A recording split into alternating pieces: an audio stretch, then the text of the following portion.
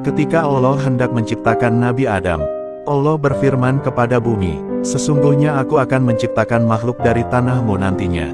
Sebagian dari mereka patuh kepadaku dan sebagian lainnya ada yang durhaka. Barang siapa yang taat akan aku masukkan ke surga, dan barang siapa yang membangkang ia akan kumasukkan ke neraka." Kemudian Allah memerintahkan kepada malaikat Jibril untuk mengambil segenggam tanah dari bumi. Ketika Jibril datang, bumi langsung bersumpah dan berkata, "Demi Allah, jangan engkau mengambil bagian dariku, jika hanya untuk menjadi bagian ahli neraka." Hal ini membuat malaikat Jibril kembali. Ia tidak jadi mengambil tanah dari bumi.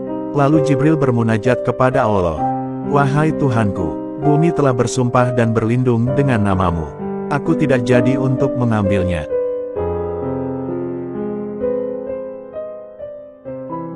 Kemudian Allah memerintahkan malaikat Mikail untuk mengambilnya. Tetapi ia juga tidak berhasil karena sumpah bumi yang diucapkan padanya. Akhirnya Allah memerintahkan malaikat Israel. Sesampainya di bumi, Israel menancapkan tombaknya, sehingga bumi berguncang. Ketika tangan Israel hendak mengambil tanahnya, bumi kembali bersumpah sebagaimana ia bersumpah kepada malaikat Jibril. Malaikat Israel pun menjawab, "Wahai bumi, perintah Allah lebih baik untuk kulaksanakan daripada sumpahmu." Israel meneruskan untuk mengambil tanahnya.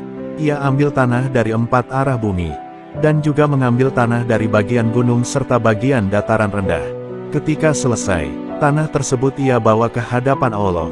Allah pun berkata kepada Israel, "Mengapa kamu bisa mengambilnya? Bukannya bumi sudah bersumpah dan berlindung dengan namaku?" Israel pun menjawab, "Wahai Tuhanku, perintahmu lebih wajib dipatuhi, dan aku hanya takut kepadamu."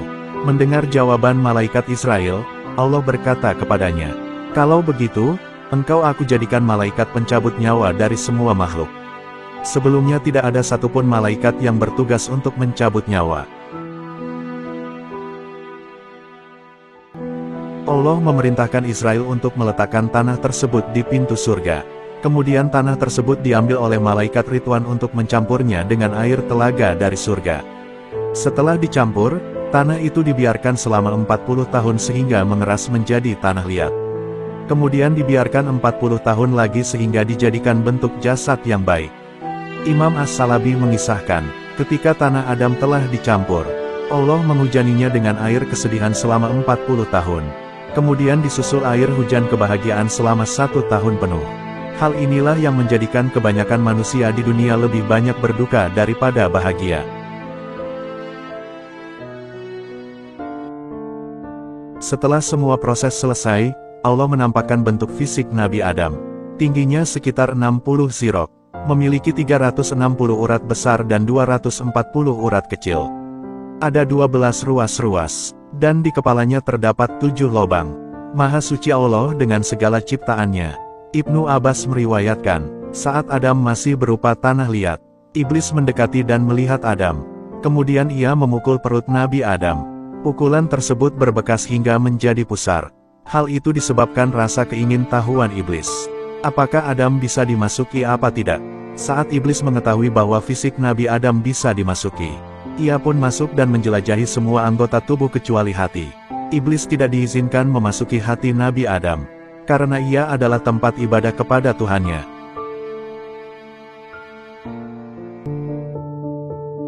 Diriwayatkan bahwasanya iblis masuk melalui peredaran darah manusia dan bukan hati. Ketika Allah hendak meniupkan ruh kepada Nabi Adam, ruh menolak untuk masuk ke jasad Adam. Ruh berkata, "Wahai Tuhanku, bagaimana aku mau masuk ke tempat yang sangat gelap?" Allah terus memerintahkannya sampai 3 kali. Akhirnya ruh masuk ke jasad Nabi Adam dalam keadaan tidak senang. Allah berfirman kepada ruh, "Wahai ruh, seandainya kamu masuk ke jasad Adam dalam keadaan taat, niscaya engkau keluar dalam ketaatan. Tetapi aku sudah mengetahui bahwa engkau akan masuk dalam keadaan terpaksa, dan keluar juga dalam keadaan terpaksa."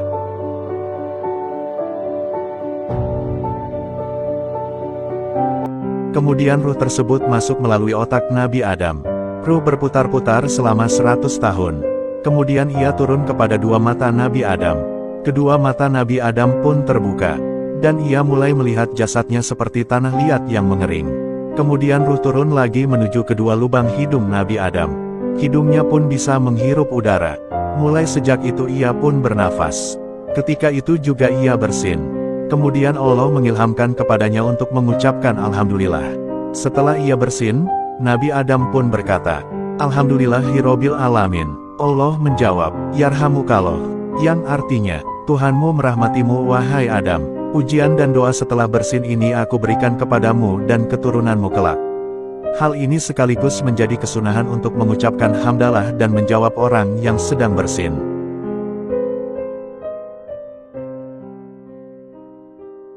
Ruh belum memasuki semua jasad Nabi Adam. Ia turun ke dada dan perutnya. Adam pun melihat ruhnya berpindah-pindah. Ketika ia pindah ke anggota tubuhnya, maka jadilah darah dan daging yang membungkus tulang. Ruh terus turun ke lutut Nabi Adam. Nabi Adam tergesa-gesa untuk berdiri. Tapi ia tidak mampu karena ruh belum seutuhnya menyebar ke seluruh tubuh. Sebagaimana firman Allah di surah Al-Anbiya ayat 37. Manusia diciptakan dari tabiat yang tergesa-gesa. Akhirnya ruh memasuki semua jasad Nabi Adam.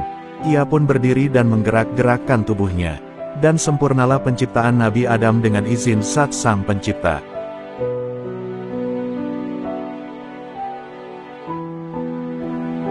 Imam Al-Azizi berkata, bahwa ruh Nabi Adam masuk ke tubuhnya pada hari Jumat di pagi hari. Proses itu berlangsung selama 7 jam hitungan waktu akhirat.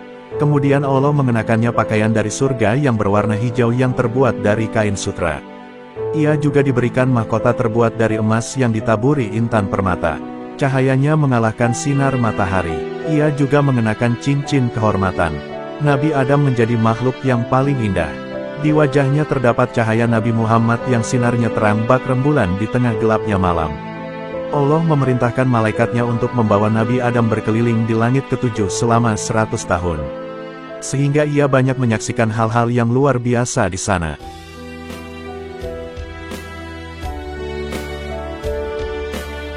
Kemudian Allah mengajarkan Nabi Adam semua nama-nama benda yang diciptakan sebagaimana isi dalam Al-Quran. Karena hal itu, Nabi Adam mengetahui semua nama-nama benda yang Allah ciptakan. Hal ini sebagai bukti bahwa Nabi Adam makhluk yang sangat mulia. Allah memerintahkan malaikat untuk membuat mimbar untuk Nabi Adam. Kemudian ia memerintahkan para malaikatnya berkumpul untuk menyaksikan Adam di mimbar. Nabi Adam telah siap, ia pun naik dengan membawa tongkat dari cahaya. Kejadian ini juga terjadi pada hari Jumat ketika matahari sudah tergelincir. Nabi Adam memulai ucapannya, Assalamualaikum warahmatullahi wabarakatuh, wahai para malaikat Allah. Para malaikat pun menjawab salam Nabi Adam. Waalaikumsalam warahmatullahi wabarakatuh, wahai kekasih Allah. Allah pun berfirman kepada Nabi Adam, Wahai Adam, salam ini merupakan penghormatan bagimu dan juga kepada anak keturunanmu kelak hingga hari kiamat. Ketika Nabi Adam telah mengucapkan salam, ia memuji Allah dengan berkata, Alhamdulillah. Hal ini juga menjadi salah satu bagian penting dari khutbah. Kini Nabi Adam menjadi orang yang pertama kali berkhutbah pada hari Jumat.